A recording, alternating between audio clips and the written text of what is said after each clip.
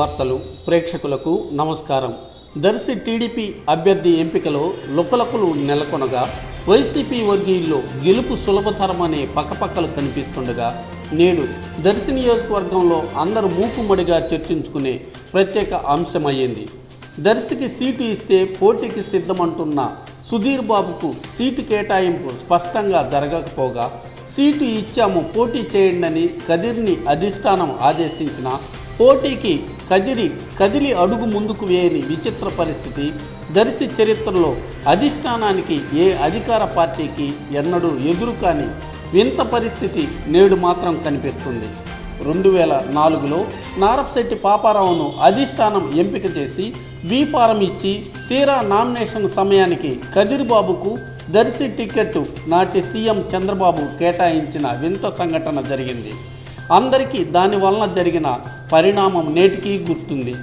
అలాగే సిద్ధా సుధీర్ బాబుకు టికెట్ కేటాయింపు జరిగిందని అభిమానులు ఆనందంతో అవుట్లు కాల్చుకోగా అది ఎంతోసేపు నిలవకుండానే నామినేషన్ల ప్రక్రియ ప్రారంభం కాగానే సీఎం చంద్రబాబు కదిరి బాబురావుకు దర్శి టికెట్ కేటాయించినట్లు అధిష్టానం అభిప్రాయం తెలిపింది.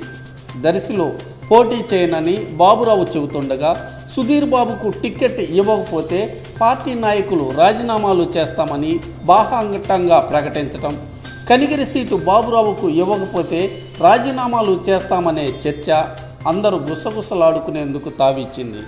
ఇప్పటికే వైసీపీ వైపుకు కాపు సామాజిక వర్గీయులు ఎక్కువగా వలస వెళ్ళినారనే ప్రచారం జరుగుతుండగా టీడీపీలో ఏర్పడిన లుకలుకలు వైసీపీ వైపు మరికొందరు చూసేందుకు తావిస్తుందని రాజకీయ విశ్లేషకులు అంటున్నారు. వైసీపీ ప్రచారం ప్రతినిత్యం ఊరూరా ఉత్సాహంతో చేస్తుండగా టీడీపీలో వారం రోజులుగా ప్రచారం నిలిచిపోయి అభ్యర్థి ఎంపిక కుమ్ములాటలోనే మిగిలిపోయింది.